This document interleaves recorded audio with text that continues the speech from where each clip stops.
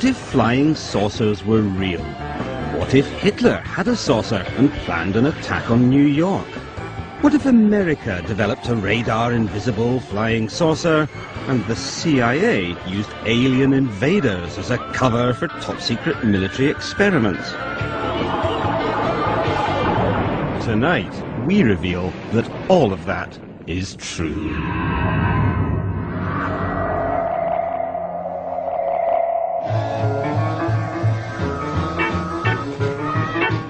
For 50 years, the world has been flying saucer crazy. We've seen so many that more people now believe in aliens than in God. There were flying saucers everywhere. It's just imagination, but I saw them just... The truth is rather more complex. Flying saucers do exist, but they don't come from outer space. They come from Earth and the darkest recesses of military research.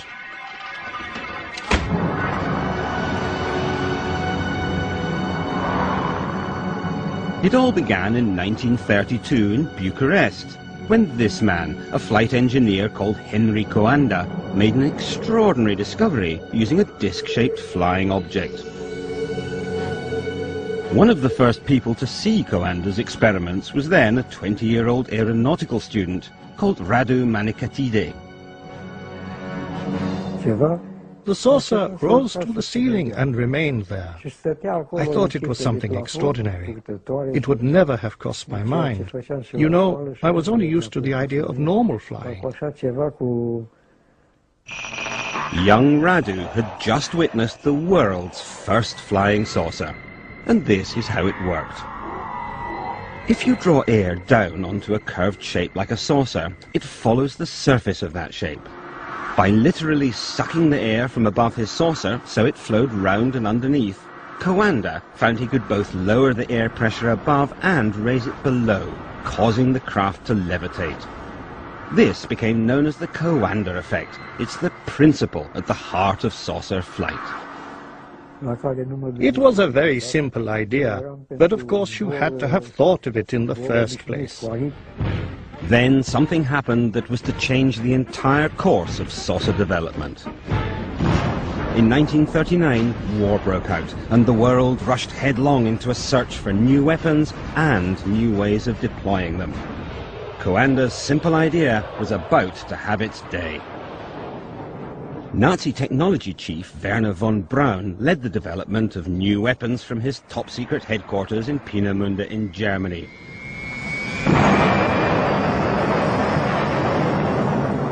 Here, he developed state-of-the-art weapons of terror, like the V-2 rocket.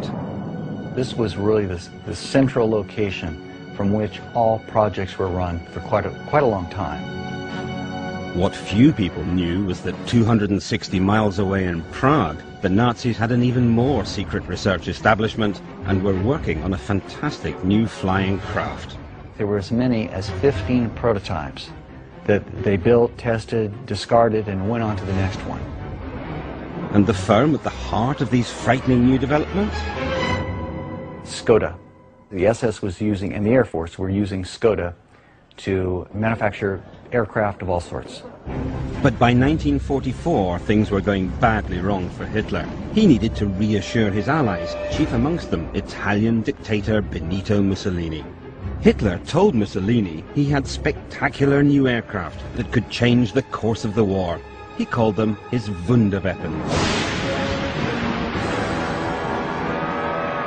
In July 1944, Hitler invited Mussolini to Germany with his chief advisor on weapons technology, Luigi Remersa.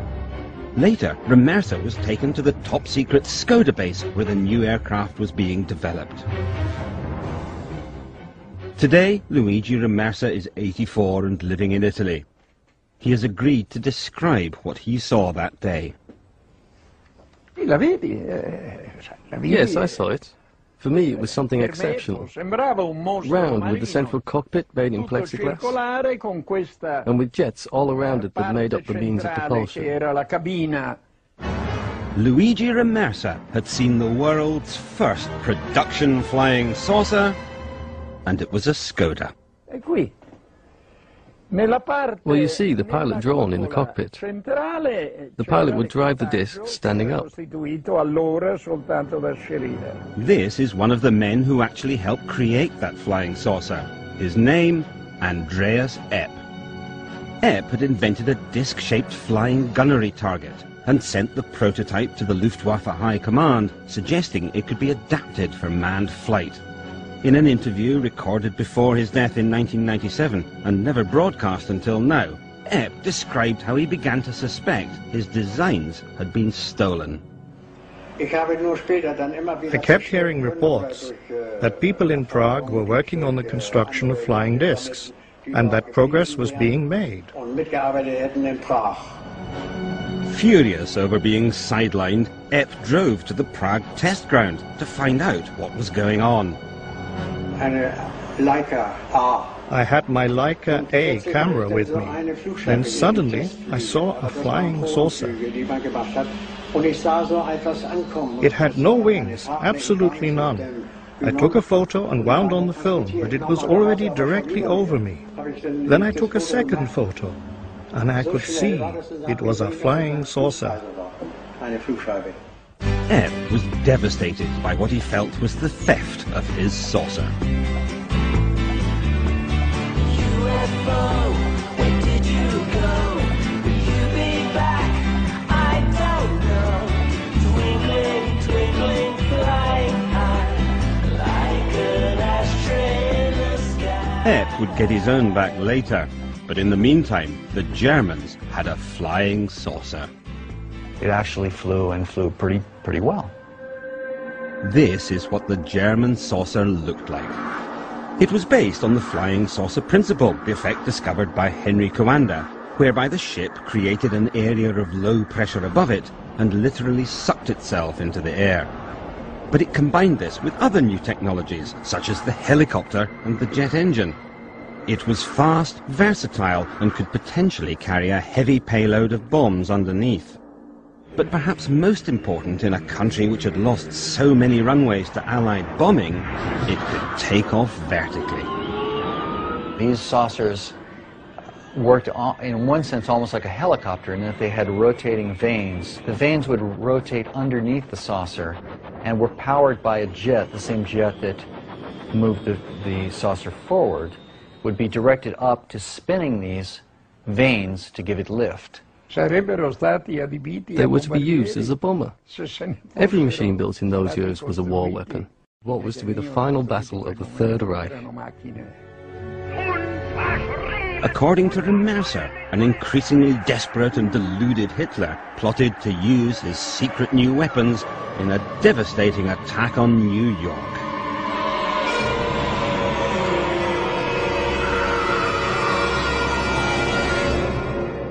Hitler said once, "God forgive me for the last 5 minutes of the war."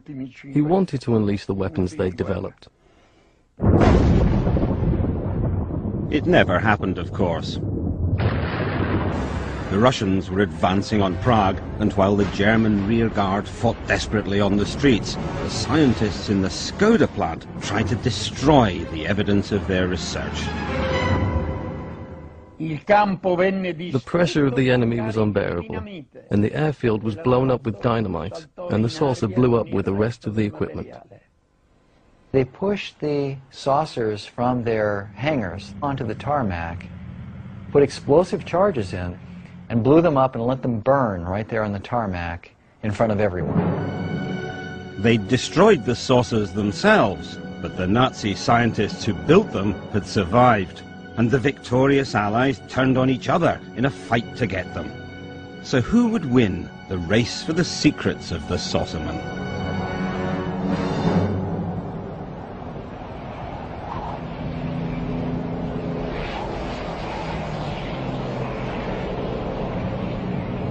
In 1947, pilot Kenneth Arnold was flying over mountains in Washington state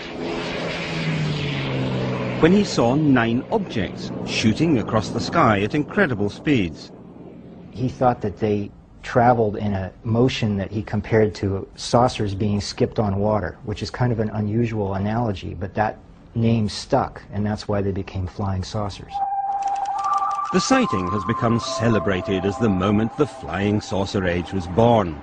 It sparked a frenzy of public excitement, but it was a frenzy fueled by paranoia. Air Force intelligence began to be concerned that these things were Soviet reconnaissance vehicles. Because this was the start of the Cold War. This coalition was to be torn asunder. The allies of the Second World War were now enemies. Already an iron curtain had dropped around Poland, Hungary, Yugoslavia, Bulgaria. In public, West and East mounted huge displays of their biggest and best military hardware. But there was a secret war too, a ruthless competition to acquire Nazi science and Nazi scientists. Whoever controlled this technology after World War II would really be ahead militarily. So there was a scramble between the Allied powers, the Russians, the French, the British, even though they had been allies, to obtain as much of this technology as possible for their own side. And that's why the US government was so alarmed by the saucers seen by pilot Kenneth Arnold. As this secret document shows, it meant Russia had acquired German flying saucer technology and was building them. The Germans had been so far in advance of the United States, they thought that if the Russians had captured scientists or installations responsible for these secret weapons, that maybe the Soviets were now ahead too. The Americans were right. The Russians were building saucers, and to help them, they'd spirited someone very useful from Germany, Andreas Epp, the German saucer engineer. Immediately after the war, Andreas Epp decided that he wanted to work in the Soviet Union. So he moved to Rostock and was contacted there by Soviet agents. And the Soviet agents seemed to know who he was. And of course, Epp liked this a lot because somebody was acknowledging that he actually was of some value, and whereas before he had been minimized. I thought to myself, I have to carry on. I owe it to the people who worked on it. And I started to build a flying disc. Epp worked primarily on the steering mechanism of the Soviet saucer. His specialty was the guidance part of this type of saucer. In other words, making it respond to controls, linking the controls to the saucer movements itself. According to Epp, the Russian saucer was extraordinarily maneuverable, but it was also versatile, and it had to be. It was a jet, and they wanted something that they could use, interestingly enough, in polar regions. The reason for that was obvious. The quickest way to North America was over the pole. That was a fact not lost on an increasingly paranoid America. Even Hollywood suspected the Russians were up to something sorcerous. Now, the first country that learns the secret of the flying saucer will control the skies of the world. And I don't want that country to be Russia. A lot of the sightings were in the northwest part of the United States. It was near the Boeing plant in Seattle, where all of the U.S. bombers were built. And it was also near the Hanford nuclear reservation in Washington State, where the plutonium for the nuclear bombs was produced. They were very strategically sensitive parts of the United States, and it was the closest part of the United States to the Soviet Union. So it's where they would have expected Soviet planes to come. By now, saucers were appearing everywhere. Hardly a city centre or movie set was safe. The government needed to put a lid on the speculation. And to do that, their psychological warfare experts came up with an elegant two-part plan. First, a scene. And that it is time that world governments officially acknowledge. A backup, they'd set rumours flying that the saucers came from outer space. I delivered the message. Now what? The plan was launched at a press conference in the Pentagon. It was July 1952, and a definitive moment in the history of spin. This is Major General John A. Samford, Director of Intelligence, United States Air Force, who conducted the conference. Samford's job was to deny there was anything significant about the reported sightings. it does not contain any pattern of purpose or of consistency that we can relate to any conceivable threat to the United States. To argue the alien invader theory, they put a pulp magazine writer, retired Major Donald Keyhoe, on the same platform as the Major. Major Keyhoe, as author of the book Flying Saucers Are Real, what is your opinion of these new sightings of unidentified objects? With all due respect to the Air Force, I believe that some of them will prove to be of interplanetary origin. It was very clever and very simple. Now, anyone who saw a military saucer would be encouraged to believe they'd seen an alien. It was about 40 feet long, and I think... And the rest of us would laugh at them. I saw it for so many minutes that I can't deny what I saw. The press loved the alien story and ran it with enthusiasm. The very edition of Life magazine, which launched Marilyn Monroe as a star, also launched the career of many a monster from Mars. In that article, a number of anonymous government and military experts were interviewed and made statements supporting the idea that the saucers could not be man-made objects, secret weapons, or misidentified natural phenomena. So the alternative seemed to be that they were from another planet. The first times that theory had been given major publicity. Never before has the screen reached such heights of excitement, breathtaking spectacle. Donald Keyhoe's writings directly inspired the most classic saucer movie, Earth versus the Flying Saucers, made by legendary Hollywood animator Ray Harryhausen. The basic concept was taken from one of his books about flying saucers. I understand that the government has made a lot of experiments with round flying objects, and which they kept quiet, and so they probably encouraged the idea that they were aliens from outer space. Indeed, it appears the government was so interested that the film's producer, Charles Schneer, was reporting directly to them. Of course, after the script is finished, it's out of my hands, and I'm sure that Charles submitted it to the front office as well as to various space people. Oh, here they come.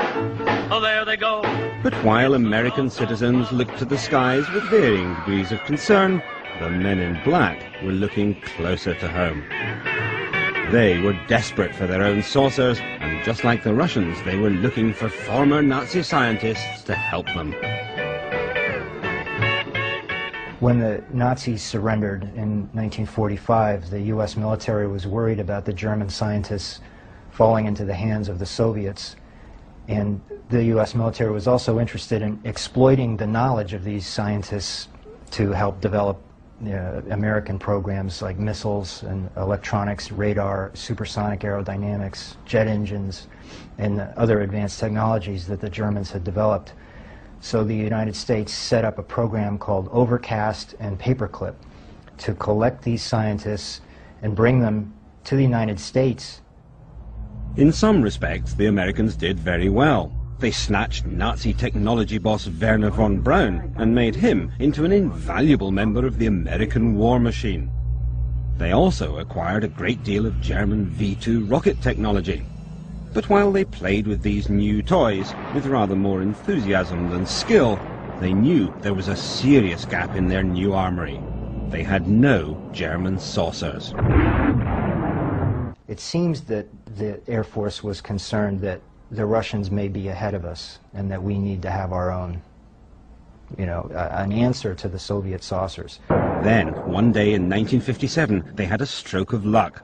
And once again, it involved the German saucerman Andreas Epp, now living in East Germany. At some point, he had a falling out with life in Eastern Germany. I don't know what it was. It may have been a divorce. Anyway, he ended up in the West, and he crossed the border then and said, "Hi, here I am. I was spying for the Soviets, and I want to tell you everything I know." And the Americans immediately threw him in jail and began interrogating him. And while he was in jail, he started writing and drawing from memory what he had done for the Soviets, the Soviet saucer plan, and what it was going to be used for. With the help of Epp and others, America's saucer program began in earnest.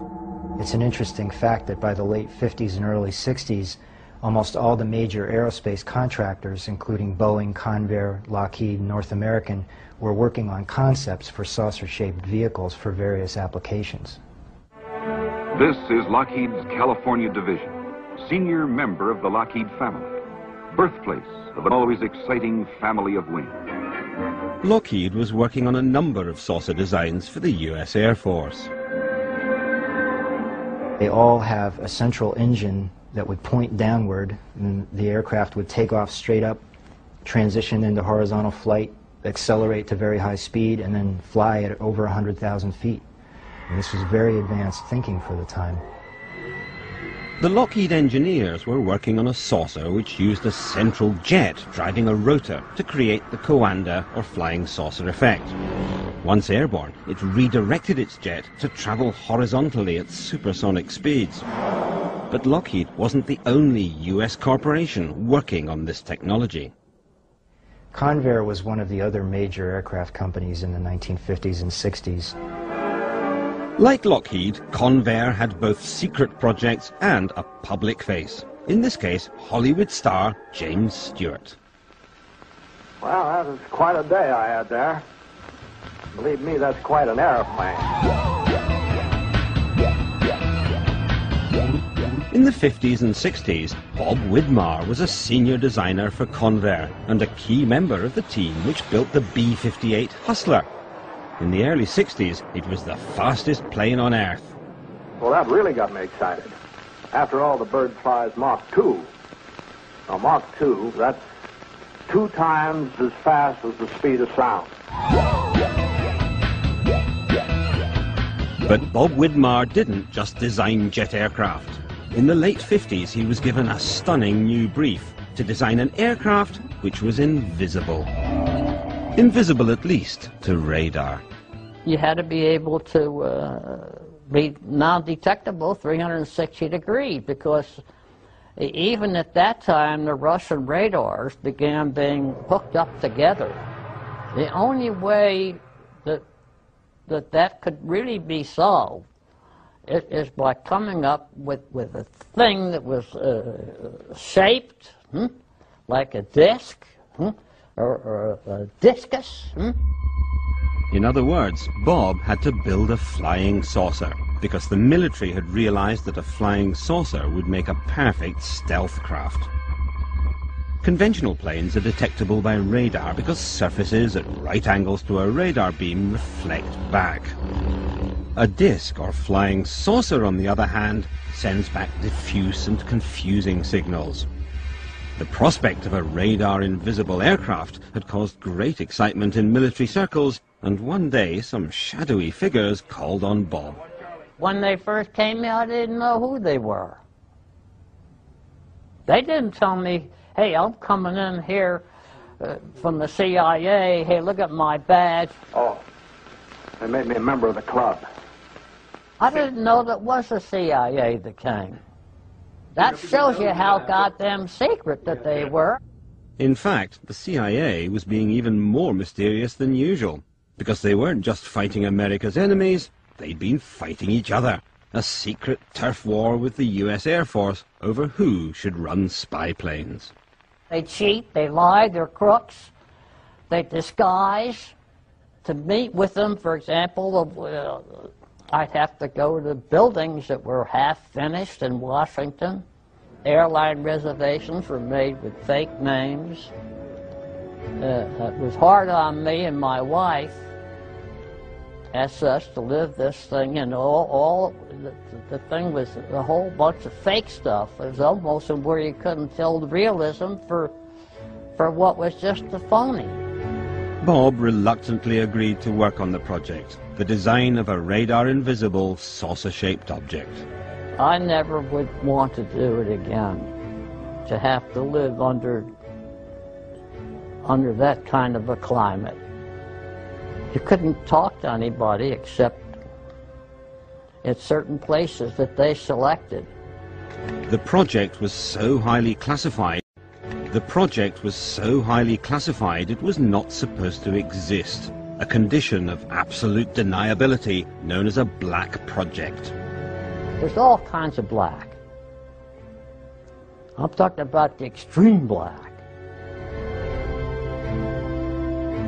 I have lived through the extreme black.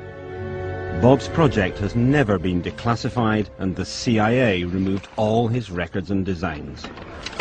Well, I guess that just about sums up the story. Or does it? Because while the CIA was keeping Bob in the dark, another craft was being brought into the light.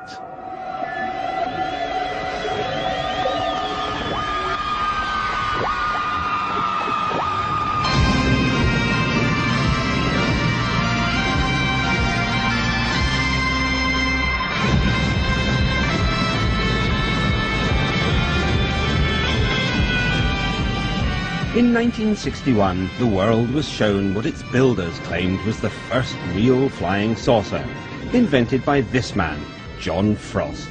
Well, the U.S. Army are interested in a vehicle which could fly close to the ground, which couldn't be stopped by roadblocks or rivers, etc., and which could jump over hedges and trees. There were, however, real problems with the Avrocar, as Doug Garland, one of the wind tunnel engineers, remembers. We tested the Avrocar in the tunnel, but it was very unstable. You know, if you throw a plate or a hubcap on the ground, it will tend to roll around like this. And the Avrocar had a tendency to do that. In fact, when the Avrocar was first revealed to the public, the whole project had actually already been abandoned. In truth, the Avrocar was not a flying saucer at all. It was actually the world's first hovercraft.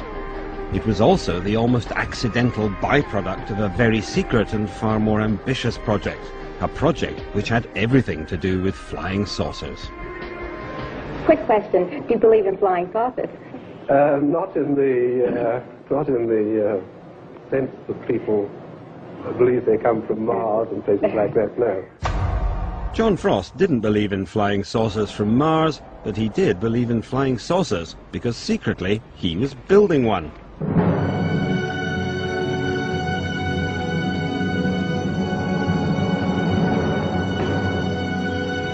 This film has never been seen by the public before. Made strictly for the eyes of security-cleared military personnel, it records the work of Avro's top-secret Special Projects team, led by John Frost. The 6 Viper engine test assembly was built by Avro Aircraft Limited to develop a power plant for an airplane of circular plan form. It consists of a basic airframe of 6 sections, excluding the outer wing, operator's cab, air intake roofs, and the flying controls. Frost was building a huge jet-powered supersonic flying saucer, codenamed Project Y2 or Weapons System 606A.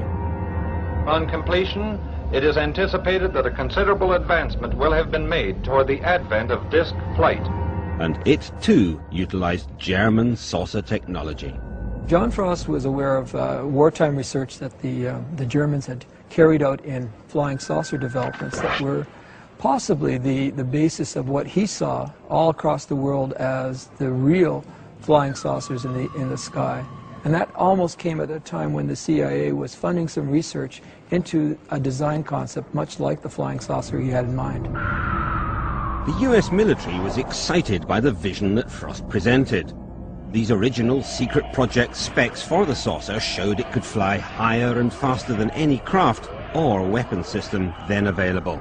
Air Force documents are ambiguous about what the purpose of the saucer was. And that it is time that world governments officially acknowledge system. Given the performance that Avro thought they could get from this vehicle, it would be able to evade any defenses and, attack any other plane with impunity. The military enthusiastically pumped huge quantities of money into his project. The Special Projects Group then became an entity unto itself. It was given a place in the flight test area, and now began to work on what in fact Frost had started to look at as the ideal shape, a completely flying circular disc. I had no idea that there was such a thing as the Special Projects Group, because it was very classified, top secret and all that.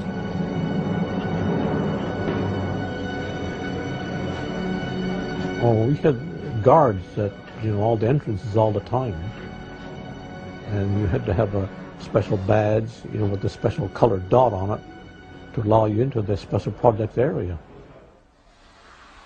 I was a senior designer on the special projects. I started working on the 606A as a supersonic design for the United States Air Force. And the design he was after was in fact the most coveted designs of all aviation designer, a completely all-enclosing bodied aircraft, a flying disc. Everything Frost had in mind was always a circle. He never wanted to change the plan for me. I think it was ideal because it was a vertical takeoff. But in truth, the fantastic supersonic flying saucer of Frost's imagination was a long way from becoming reality. His design was one of the purest uses of the Coanda, or flying saucer effect yet, and had 6 powerful jets which sucked the air over the saucer shape. These provided the saucer with its lift and its maneuverability. But testing this craft and its 6 powerful jets was not going to be easy or safe. Ray Takuchi was put in charge of building a full-scale test rig. And it was just, a 6-sided shape, and then we put we built the rig on top of it. I mean, the inner portion of the 606A on there with the Viper engines, and also the fan. Each rotating assembly is comprised of an upper and lower ring of compressor blades and a central ring of turbine blades. The turbine blades are aligned with an exhaust duct, which is incorporated in the stationary structure. Another special projects engineer was Ken Lockwood. I was a performance engineer. I had been working on supersonic projects in England, and when I went into the first time I was kind of incredulous at the project. It was so unconventional. Each section houses an Armstrong-Siddeley Viper engine, which serves as a gas generator to drive a centrally located turbine-compressor combination. It is in fact a full-size, full-scale aircraft built into a concrete building to be testing the engines and systems of what will in fact be Weapons Systems 606A. The saucers were supposed to have tremendous performance because the engine was huge. It was almost 30 feet in diameter, and it would have produced so much thrust that the aircraft could have taken off straight up and flown at 2,000 to 3,000 miles an hour, according to their estimates. Air enters the compressor, and after passing through the inner wing is discharged through a series of metered apertures. Then came the testing period. What they were trying to do was tie down one of the most powerful supersonic aircraft ever built. It was a daunting task. As a safety precaution during the operation of the rig, the rotor section is enclosed within a steel guard. When John Frost, in fact, has one run away with in fact, full power, the building is cleared in the imminent threat of, in fact, an explosion. Once the fuel cells in the aircraft would blow up, the entire building would, in fact, be destroyed. It was a terrifying moment. The engine was out of control and about to destroy the entire saucer project. People disappeared around the back of the building except for one person. One of the engineers that happens upon the scene walks into the building and simply removes the fuel line from the runaway engine. It gradually comes to a stop.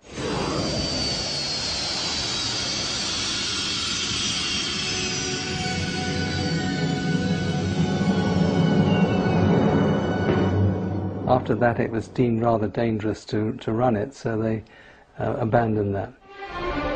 But things were also beginning to go badly wrong for the Avro Corporation itself. In 1959, its main conventional contract, a massive project to build a supersonic jet, the Arrow, was suddenly cancelled, and the company went into financial meltdown.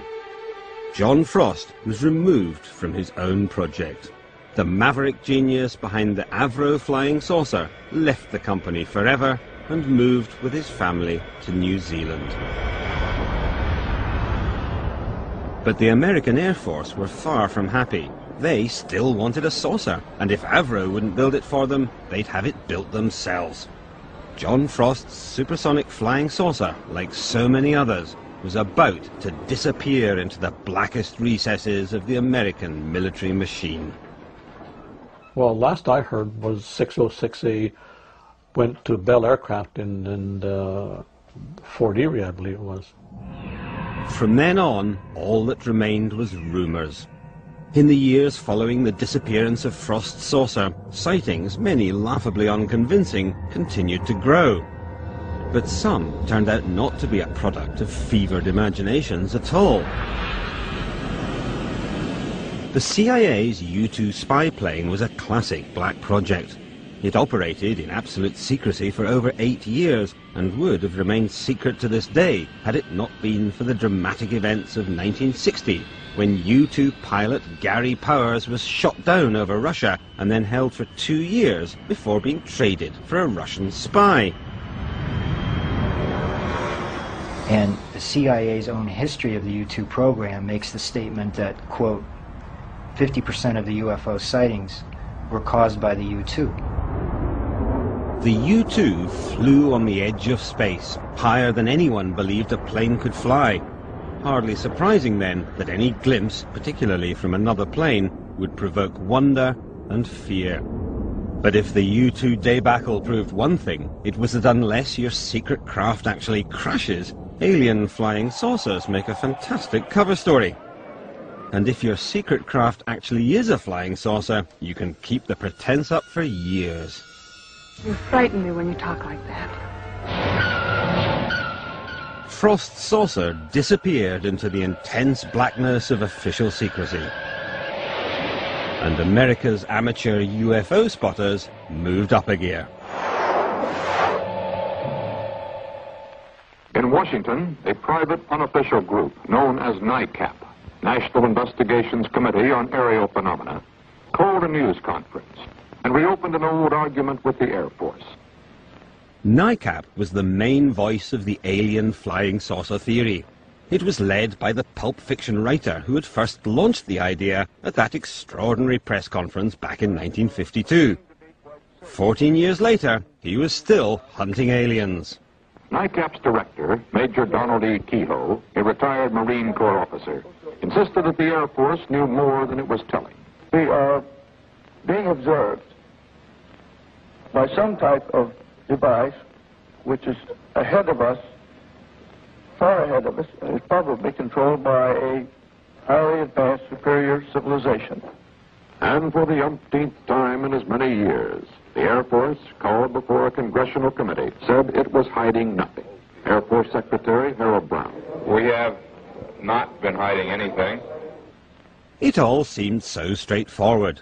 The amateurs accused the military of covering up an imminent alien invasion, and the military deny it. So no one looks at the third possibility, that the UFOs are military craft. How lucky for the government that these enthusiastic amateurs were so well organized. We believe that UFOs are real, that they are from outer space, and that they are intelligently controlled. Except their organization wasn't a product of luck at all. NICAP was led by men from the shadows. Board members included Roscoe Hillenkoetter, the CIA's first director, and a CIA operative, Bernard J.O. Carvello. NICAP's first manager was Nicholas de Rochefort of the CIA's Psychological Warfare Division, and when Kehoe resigned as chairman of NICAP, he was replaced by Joseph Bryan, also of the CIA's Psychological Warfare staff. But what of Kehoe himself? These things were interplanetary spaceships. Was he a genuine believer in alien flying saucers? Or did he have any connection with America's military research into German flying saucer technology? One man who might know was the German saucer engineer Andreas Epp, who'd gone over to the Americans. In an interview recorded in 1997, he came up with a remarkable answer to this question. Do you think the Americans wanted to keep your flying disc secret?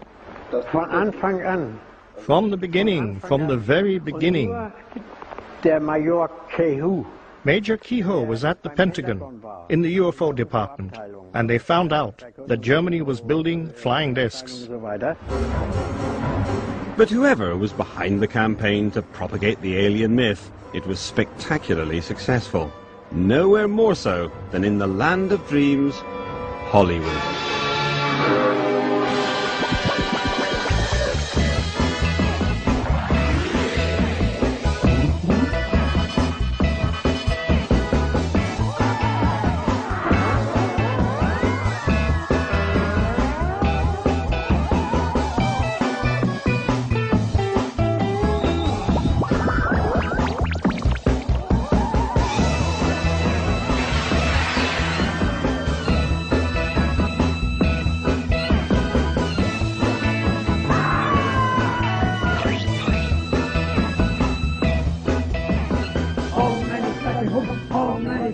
It even sparked a religion. All our information comes through our leader, who is a yogi, who is in direct contact with space intelligences.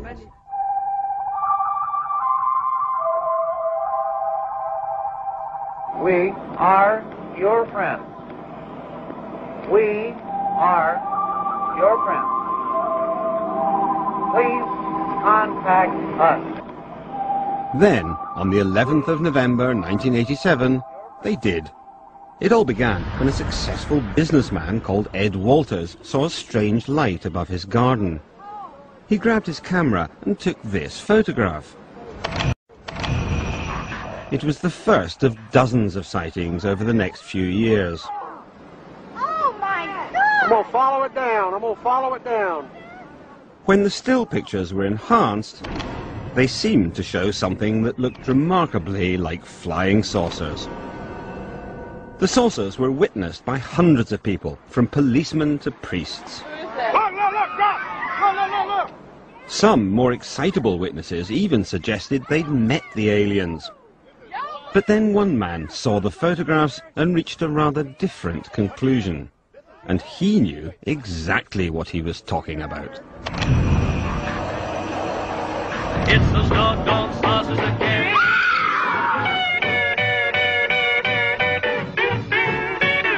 Gulf Breeze, Florida.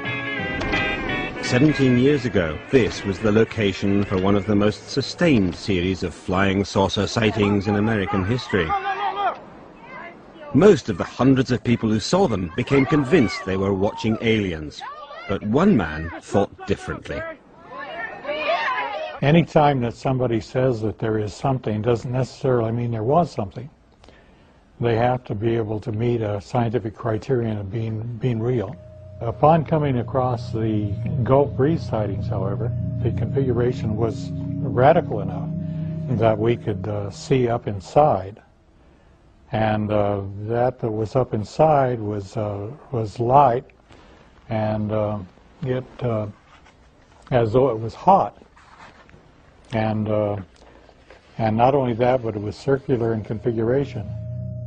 Boyd Bushman thought he recognized what was powering these saucers, and he recognized it because he himself had worked on the technology. Bushman had spent 35 years in the forefront of weapons design, inventing the prototype of the Stinger missile before moving to Lockheed, at the heart of the American military saucer industry. While he was there, he and his team began experimenting with a radical new source of energy. This is nothing more than 250 turns of number 30 wire, and we took the leads and plugged it into standard house current. What? And that it is time that world governments officially acknowledge. There it is. Even now, Bushman doesn't fully understand how this works. But when he saw the photographs of the Gulf Breeze saucers, he began to wonder if they were using the same technology. See, it starts smoking. This experimental coil is extremely dangerous and becomes very hot within seconds. But Boyd believes that explains the white glow inside the Gulf Breeze saucers, which he thinks are unmanned drones. If you modify the voltages and the frequencies, this configuration may well fly. In fact, should fly perfectly well. And we believe that that's what the people in the Gulf Breeze experiment did. So who were those people? He believes the saucers are another top-secret project developed by the U.S. military. It was probably nothing more than another branch of us. We have many, many little caveats of top-secret areas. I've been in many of them. I did indeed stumble across this and probably did develop it. And they did indeed have it, choose that area to demonstrate this technology. They are devious and capable of doing this and worse. They've certainly been devious before. In the 1970s, there were a series of dramatic sightings of UFOs, but these were different. Many seemed to be triangular rather than circular. Speculation among the UFO spotters became frenzied. But then, this man came on the scene. His name is Jim Goodall, and he is, by day, a curator at the Museum of Flight in Seattle. But in his spare time, he does something else. I go out in the desert when I have a chance. I've been out there over the last 15 years, about 80 some odd times. Jim visits top-secret aviation sites to photograph America's covert black projects. The best way to avoid being spotted is to rent a vehicle that's neutral in color. I had some infrared suppressive camouflage netting. I put that over the vehicle, throw some sagebrush on top of it, and they look around, they don't see anything that's obvious. In 1988, Jim took a photograph of a craft that had been shrouded in the blackest secrecy for over 10 years. I had my cameras out. I heard something take off. I saw a T-38 in the air, which I identified. And then over my head came an F-117. The F-117 is the stealth fighter. For over a decade it had been flying in the skies over America, any sightings conveniently explained away by the alien myth. I went through a 36 exposure roll of Kodachrome, and I had, I think, 2 frames that weren't fuzzy or blurred. I was shaking so much. It was one of the more exciting times in my life. What I shot was this, this image right here. With this photograph, Jim revealed the truth of the triangular sightings. If you look at an F-117 head on, it looks like a flying saucer. So if you can't identify it, it's an unidentified thing. So if you don't know what it is and it's in the air, it's a UFO, an unidentified flying object. In the years following Jim's photograph, the flurry of triangular sightings abated, but the sightings of circular craft did not. Just last month, the Mexican Air Force released some extraordinary UFO footage shot by their pilots using infrared imagery. Bizarrely, although 11 craft could be seen, only 3 registered on radar. So, have the real aliens finally arrived? Or could these saucers too have something to do with the American military? Now, a dear friend of mine was named Ben R. Rich. He replaced Kelly Johnson at the Lockheed Skunk Works. And about 10 days before he died, I was speaking to Ben. But he told me, he said, Jim, we have things out in the desert that are 50 years beyond what you can comprehend. They have about 4,500 people at the Lockheed Skunk Works. What have they been doing for the last 20 some odd years? They're building something. Dad, when you're out there, did you see anything? Let's not start that flying saucer nonsense.